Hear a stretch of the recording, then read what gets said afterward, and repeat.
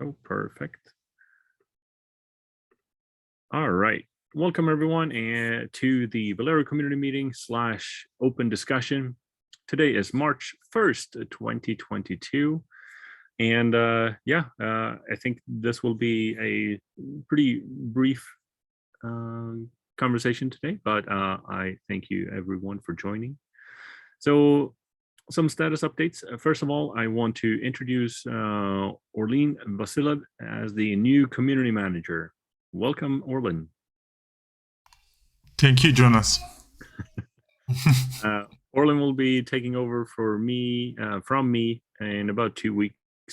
He will be hosting the community meetings at this time. He will not be hosting the community meetings at a later time because they're way too late in his time zone.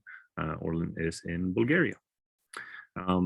So Orlin will start to take over day-to-day things and hopefully be a lot more active in the community Slack and on GitHub as well, and driving the community engagement forward. So thank you, Orlin, for taking this on. Thank you for handing me over this one. Thank you. Awesome. Orlin, do you want to say a few words about yourself? Yeah, sure thing. As you mentioned, I'm located in Bulgaria, Europe. So maybe for some of you will be in the same time zone, maybe not. On personal note, I have 2 kids and I've been doing Kubernetes for last 4 years. I'm putting that in the personal note because doing Kubernetes stuff somehow blended between my personal life and professional life, because in my free time, I'm also a CNCF ambassador, which means I help to drive the local communities around my area. So I do Kubernetes not only for work and money, but for fun as well. What else? I've been a system engineer for the last, 20 years. A huge portion of that, I was also a bit of a developer. So I'm on both sides, and now I do the community work. So I hope I can help out not only with community work, CFPs, conferences, documentation, you name it, but also on the technical side.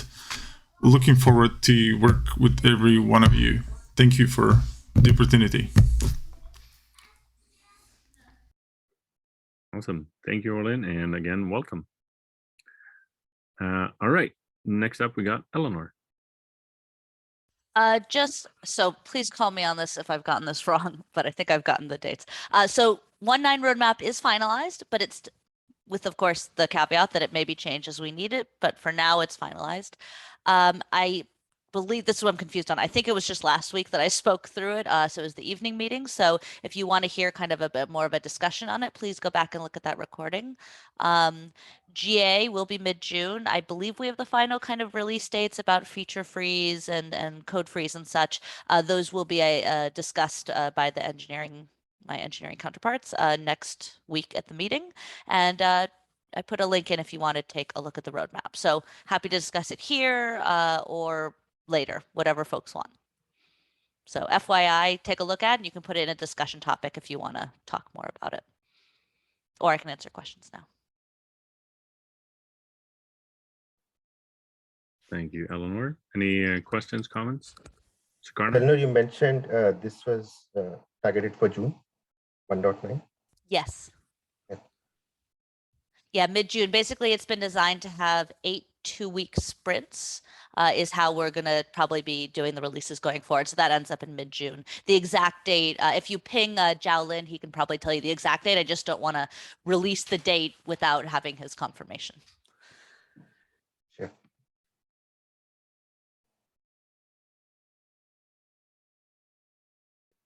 All right, thank you. Any other status updates from any of the maintainers on the call?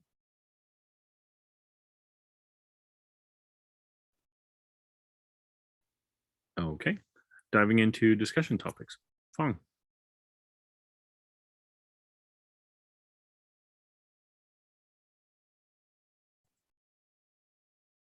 Fong, you're mute. Oh, sorry. I've been talking to myself for quite a while. Sorry. So I have two issues that I want to bring out. So currently I have an issue that I have a service account in namespace A, and I granted it a privilege by assign running this command OCAD ADM policy FCC to user. And I add that to the user, and then I back up and restore it. After I restore, right, the service account A is restored in namespace B, and of course it lost the privilege because the privilege actually ran in the link in cluster role binding, and it actually specify that as the service account A with the namespace A. So as a consequence, when the pod were started in namespace B, it's using that security service account A in namespace B, and it failed. So we have a couple of workaround it to find a way to work around it, but it looked like, you know, when some resources in a namespace scope that link to some resources in the cluster scope, when we restore to different namespace, we hit a problem. This might be a generic problem for many security setup that many more than one people might have. So I want to bring it out here to see if anyone have the same problem. Yeah, I was going to say, first of all, just to clarify for everyone else here, this is, you know, the SCCs are OpenShift specific types here. So this exact problem isn't something you'd have in a generic kube cluster, although there may be similar issues there. Also, I'm just wondering, is this in an OADP environment, or you're using upstream Valero? Yeah, this one is an OpenShift cluster. Right, but are you using OADP install Valero, or just the upstream Valero release? So this should be OADP spot. Okay, so the reason I wonder is that this is something that, because the plugins that we install, the OpenShift Valero plugin as part of OADP, should be handling this. There's one plugin that I believe on service, there's a backup plugin on service accounts that adds the appropriate SCCs as additional items to get included in the backup. And the second part is we have a restore plugin for SCC that should handle the namespace mapping. I was just looking at the code just now. It sounds like you may have hit a bug in one of those plugins, maybe. I would suggest putting in an issue on OADP, so we can debug that. I'm guessing either the SCC is not getting backed up as it should, or something is messed up with the namespace mapping on the restore. Okay. In that case, let. So Scott, yes. So one question is, so this restore of the cluster role binding will happen if we are during the restore, we are setting that include cluster resources to null, right? That is when this will happen. So yeah, and that's another thing that can be kind of confusing. So the include cluster scope resources, it's a Boolean pointer. So you have three options. If you set it to true, then everything in the cluster gets included. If it's set it to false, then nothing cluster scoped will ever be included, even related stuff. So it's when it's set to null is where these related items can get pulled in, and there are a select few resources that Valero itself pulls in for you. For example, if you have that to set to null, then a PV will get pulled in to the backup if the PVC that binds to it is backed up. Same with CRDs. But for other resources like SCCs and anything else, by default, Valero doesn't have any way of knowing that kind of relationship. So you need a plugin, a backup plugin, basically, to do that. And so what we have as a backup for OADP is a backup plugin for service accounts that says, hey, are there, looks up any SCCs that relate to those service accounts. And if include cluster scope resources is null, then it adds those as related items, so I forget the name of I think it's I guess associated items. Those will be included in the backup. So in your case, I would check to see if the backup includes the SCCs. That would be the first thing to check. Okay. Yes. And if it is included, and if it is being restored, the next thing to check is to actually look at the SCC content to see if that namespace is updated. And if you look at the plugin, we should be, doing that, but there may be some error in the logic, or there may be some edge cases we're missing. So I would say if that's the case, put in an OADP issue. And more generally, with cluster scope resources like this, this is, I guess, outside of the OpenShift context. If you have some other cluster scope resource that you have, that are associated with your resources in your namespace, with the, if it's not a PV or a CRD, then Valero core is not going to know that they're related. And so, you're going to have to write a plugin to make that relationship clear so that the backup will include those. But the SEC should be covered by that with the existing OADP plugin. So basically, we need to double check our double check the vSphere plugin, because we do using it. We do use it in our case, and we will double check it and file a bug with OADP if that is the case, right? I don't think the vSphere plugin would be relevant here. Meant OpenShift plugin, right? Sorry, not OpenShift. I think wrong. You meant OpenShift plugin, right? Well, yeah. Sorry. I talk about OpenShift plugin. Yeah. Exactly. Yeah. Basically, this is the use case that OADP should be handling out of the box. So it sounds like you hit a bug that we need to fix. Okay. So I had one related question. So this can happen with Velero, right? You can have a service account in a namespace that is using a cluster role binding that is being pointed to a cluster role binding using that service account. So this should happen there too, right? Yeah, that's a good question. I'm actually not sure in terms of with cluster role bindings how those get handled right now. That may be another case that's built in, like with PVs and CRDs, but I haven't looked at that myself recently, so I don't remember what the case is there. I think from our understanding, so what we see with Valero is cluster role bindings, and CRDs all get restored if you.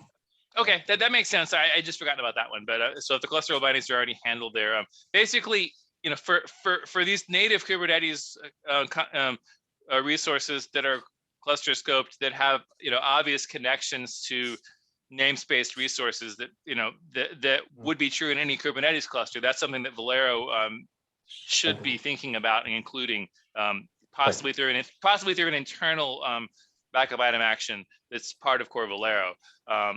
SECs, of course, are not included because that's the OpenShift extension, and so that's something that we have in our own plugin for OADP, because that's not something that. But Scott, so does the SCC actually get edited? I mean, so Valero doesn't change anything, right? So if the restore happened to a different namespace, then I'm realizing something else could be going on too. That if the SCC, we have this namespace mapping, so that when you restore the SCC, if you're restoring it to a different namespace, so in other words, if you backed up something from namespace A, and then you deleted everything in the cluster, and then you restored it to namespace B, what you may be hitting is the issue with Valero that we have a current design, that we're trying to update, which is that if the resource you're restoring already exists in the cluster, then Valero restore won't modify it. So if you're backing up this thing in namespace A, restoring it to namespace B, but the SEC still exists in the cluster and you didn't delete it between your backup and your restore, you may not be getting the update, because even though we have a plugin that should modify that SEC cluster scoped resource on restore, if the resource is already in the cluster, Valero is not going to touch it. You're going to get a log message, a warning saying, this resource exists already in the cluster and it's different from the backed up version. So before you go anywhere in terms of, so if you look at the restore and you see a warning about the SCC as a restore warning, that suggests that what's going on here is not an OADP bug, but rather just the Valero functionality right now, where Valero will not update a resource that's already in the cluster. So that may be what you're hitting. And if that's the case, the feature that we were talking about last week, the policy, existing resource policy, is something that would be relevant here, because that would allow you to update the policy to basically patch the SEC. So that's something that's but in terms of current Valero, 1.8 or 1.7, if the resource, even a cluster scoped one, already exists in the cluster, then the update will not overwrite that. The restore will not overwrite that. So if We'll you do some more testing, I guess. yeah, exactly. I'm just thinking in the case where you backed up namespace A, you immediately restored it to namespace B without deleting anything in the cluster, then that SCC probably already exists. So this would be the case, right? Many cases where customers they lost one application and namespace. Right. Yeah. Whereas if you had attempted to restore this, namespace to namespace be in a different cluster, this might actually work for you. That's another thing to check there, because again, no, but even in that case, the SCC always exists, right? The SCC resource always exists. So it may, yeah, I'm not sure that's a good. Yeah, exactly. If there exists an SCC with that name already in that cluster, then you're still going to have the same issue. I know. If it doesn't, one. But okay, again, another related issue that I think when you mentioned earlier about when we go into the generic Kubernetes setup, that the backup of some namespace would using some resource in the cluster scope that in the cluster scope and then being restored. I do find a bug earlier for Velero about related to the priority. So when a pod using a priority, the priority is defined in the cluster scope, and then when we backing up that namespace and then we store it in a totally different cluster which doesn't have that priority in the names in the cluster at all, and that is in that case it will fail because the backup that we have doesn't back up the priority, which is the cluster scope.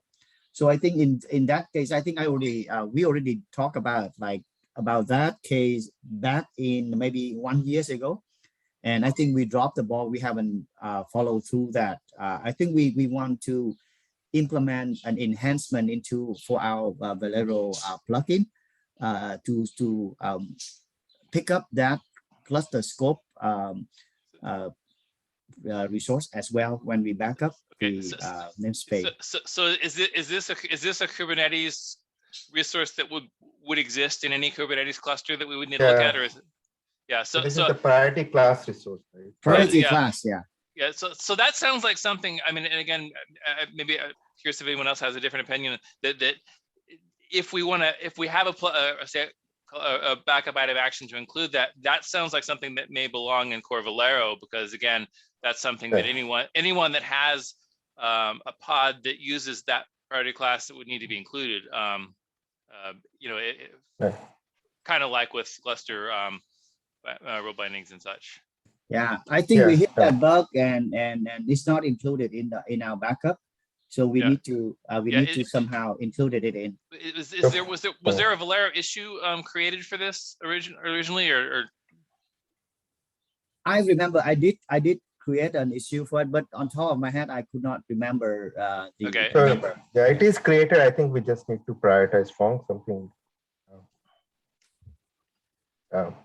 Yeah, but that's kind of related to related to the general theme of the issue that I just point out here. Yeah.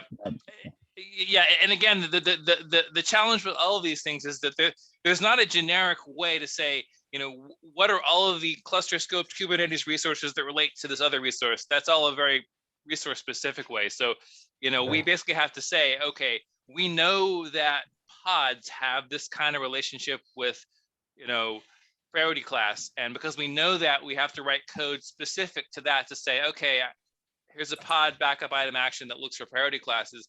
And then the question is, if both resources in question are Kubernetes level core resources that will always be available, that's the kind of thing that probably makes sense in core Valero, but implemented as a backup item action.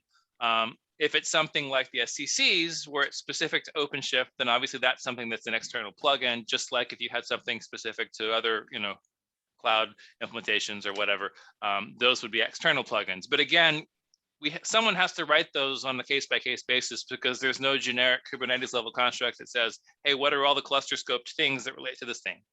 You know, that doesn't exist. So we have to be, you know, resource specific in these kinds of actions.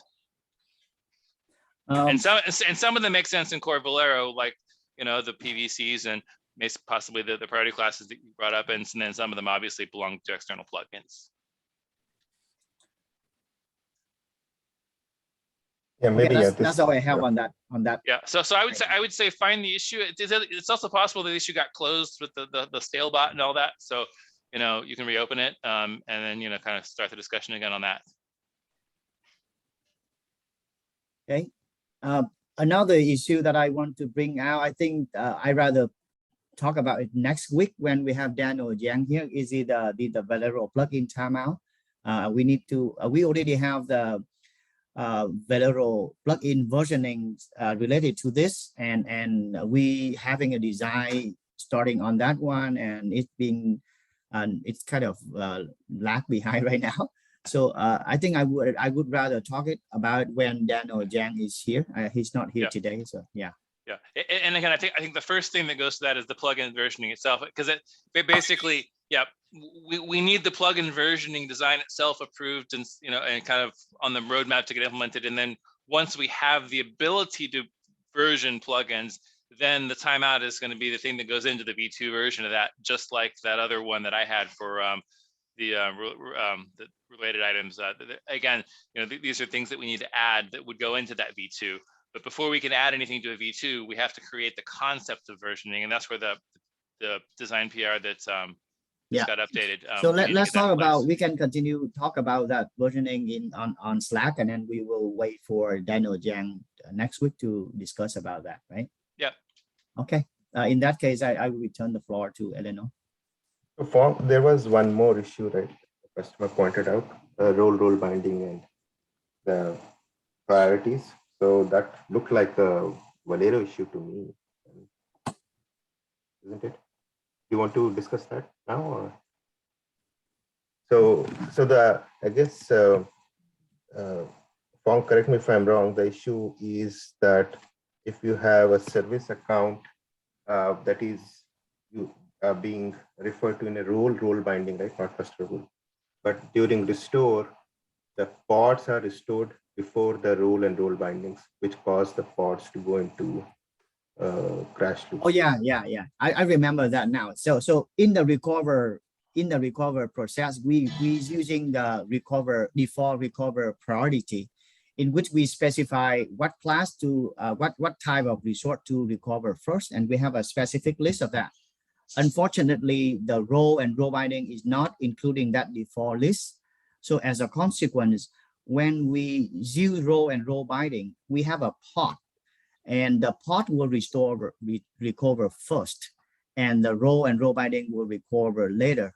As a consequence, when the pod was restored, recall, and start, it failed because it doesn't have the role and the role binding associated with it. So we wonder whether it's actually a bug, or we have to specify the restore priority option in when we do restore to have that enable to recover the role and role binding before we restore the pod. That is our question. So when you update that priority, that works for you then? We haven't tried it. Okay. The question is, if role binding should be always restored first, right? Before, if they are being referred to by a service account in this backbone. Yeah. I mean, I think either way, you know, obviously test that workaround, because first of all, if that works for you, then you have a workaround that works now, even while we have the discussion as to whether we should make it the default. It would be good to know whether making that change just works, because I think if setting that priority in the option works, then we can have the discussion of, you know, should this be the default? Is there any reason why we shouldn't, you know, restore these before the pods? I mean, it sounds like that if that works, that may be the answer, that we probably should do that. But that would depend on whether there's any other cases where, I think the reason for the override the priority is because sometimes you might have some specific workloads or specific, custom types that have to be earlier that obviously the default Valero it doesn't know about. But if this is something that, obviously role bindings are more general, is this something that just, it just makes sense? Of course you want these first, or are there use cases where you want the reverse? And if there are no use cases where you don't want them first, then it probably makes sense to put in a Valero issue to say, we want to add these to the priority. But I think on your end, just confirming that switching the priority solves your problem is probably the next thing to try. Because if you set that option to override it and that works, then we know all that we might need to do in Valero, if it makes sense to do so, is to update that priority, assuming that there's no competing use cases that would want it to be the opposite. Thank you. That's all I have. Anything else, Sukana? No, I think we should test these and maybe bring it up. And, Daniel Okay. and all. Okay.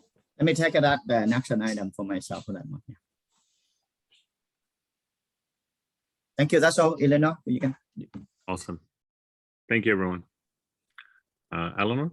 Yeah, just repeating, I put this on Valero Dev this morning, but just repeating, I know that we have in the past had issues with PR review. And so what we are saying going forward, it's not quite an SLA, but it's, I would say, similar to an SLA, is basically, from what I understand, many of the Valero maintainers review PRs on a weekly basis, if not most of them. And so basically, if anyone submits a PR, if you haven't heard anything with it, you should hear something within 5 business days, therefore. If you have not, that is absolutely the time then to ping Valero Dev saying, hey, I've got a PR, and why has anyone looked at it? And if your PR is very urgent, feel free to ping Valero Dev as well sooner. No promises, but in short, we wanted to set like kind of a time frame and a sense of our schedule so that you kind of know the maintainer schedule. So you have a sense of like PR review timelines we're aiming for. So any thoughts, questions?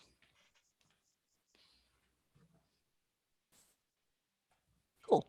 And Orlin has said that, so I just posted that in the Valero channel once, and I'm kind of saying it here, and I'll say it at the next community meeting.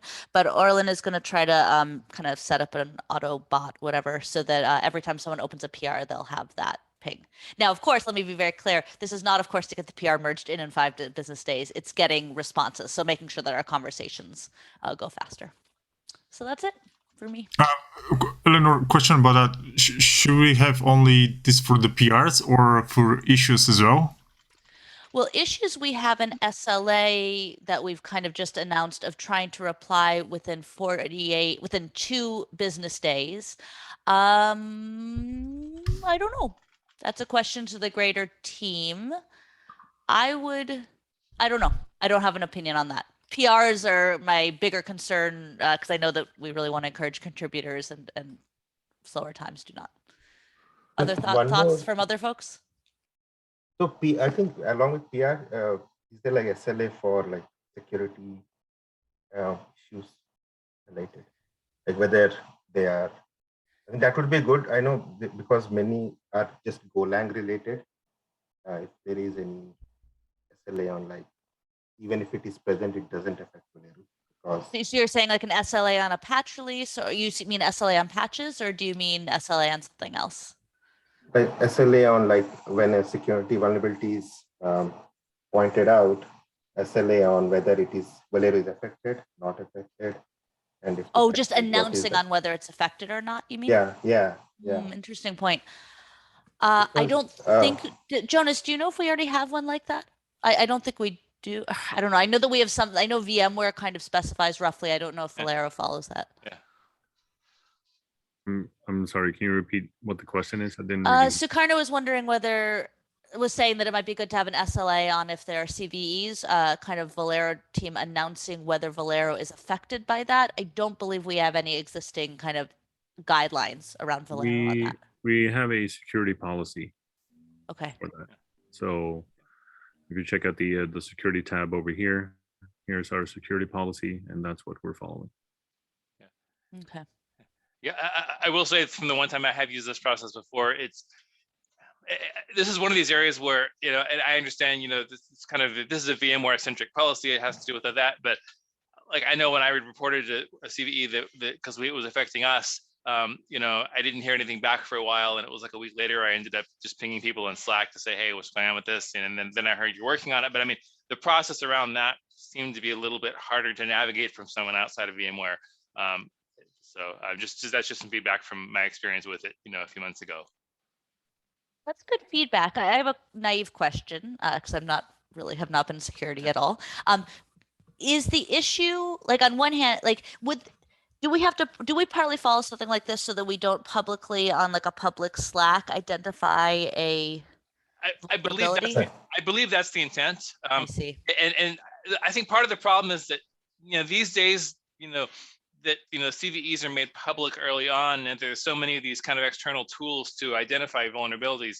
I understand that process makes perfect sense. If there's, if I find a vulnerability that's not published and I want to report it to VMware, it makes sense not to publish that, to say, hey, I found this problem. Right. But if it's a published vulnerability that, the vulnerability finding, tools are already identifying and say our fork of Valero, hey, it's here, this is affected. Right. It's already known at this point. So there's a point where it seems to make less practical sense to follow the, that process, and it might make sense to kind of tease that out a bit. And if it's a public vulnerability and we already know that it's affected, we don't have to follow this kind of secret approach in the same way that it makes sense to follow for an undisclosed, but I don't know how you, make that distinction clear. It says, I'm looking at the, can you highlight, Jonas, the line that has the security at VMware in it?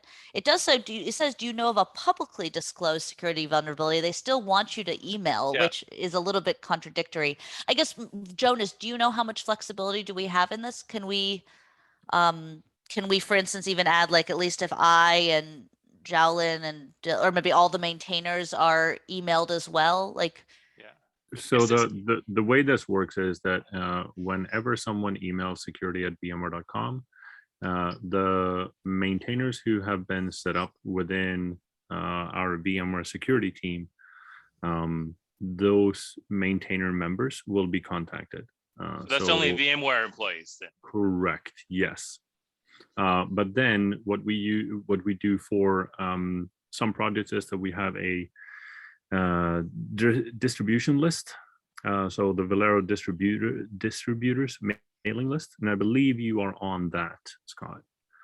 So then we can just send that out, the email that we get from the security team out to that distributors list. That should have all non-VMware maintainers on it, and then we can have continued discussions there.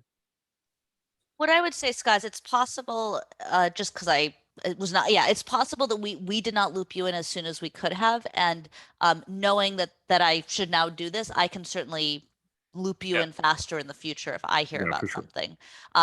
What I would suggest is, can we maybe wait for one more of these to happen and see if now, knowing that, we can be more proactive and loop in the non-VMware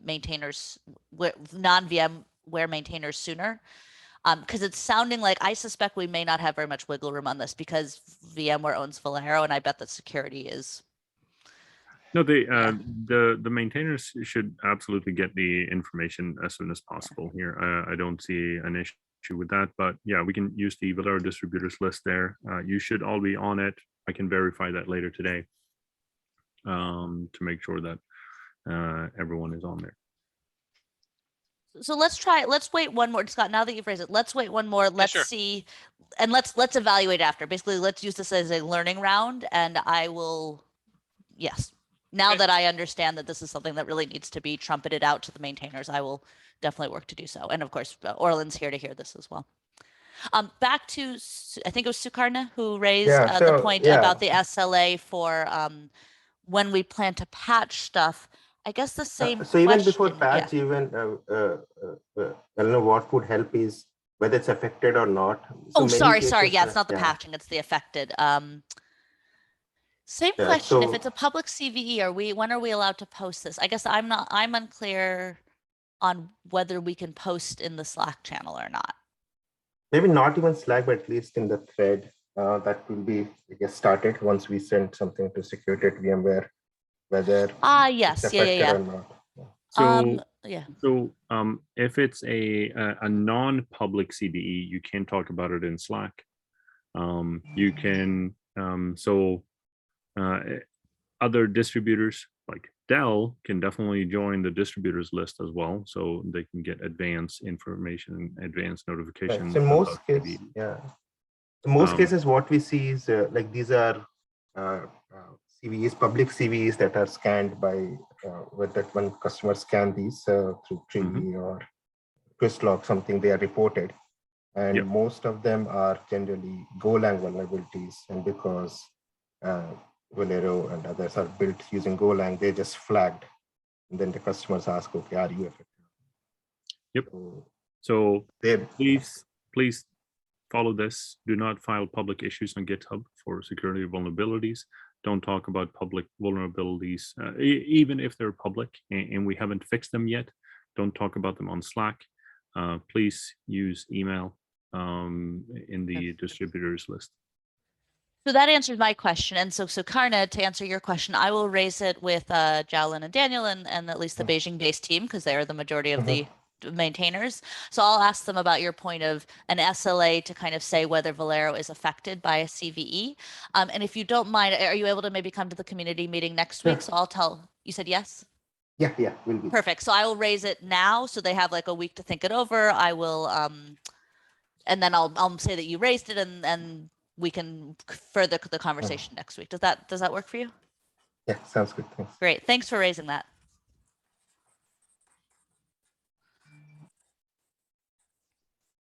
Right. So I have updated the note, the meeting note with the link to the resource, to the priority class issue there. So for the sake of record. Perfect. Thank you, Fong. All right. Does anyone have any other discussion topics you want to raise today? Okay. Thank you, everyone, for a fantastic meeting. You're all awesome. Have a fantastic rest of the week, and see you all soon. I had just a quick comment on that issue. Sorry, if that's all right. Sure, shoot. Yeah. I just noticed the comment on the Fong's issue. It looks like that the suggestion made in that issue was the same that I just said, that we probably need a backup item action in core Velero. So I think we're in agreement, because the other maintainer comment there basically said the same thing I did, which is it looks like we just need to add a backup item action into core Velero to fix this issue. But yeah, that's it. Perfect. Thank you. You're welcome. All right. With that, have a great week, everyone. Talk to you soon. Bye. Thank you. Bye-bye. Bye.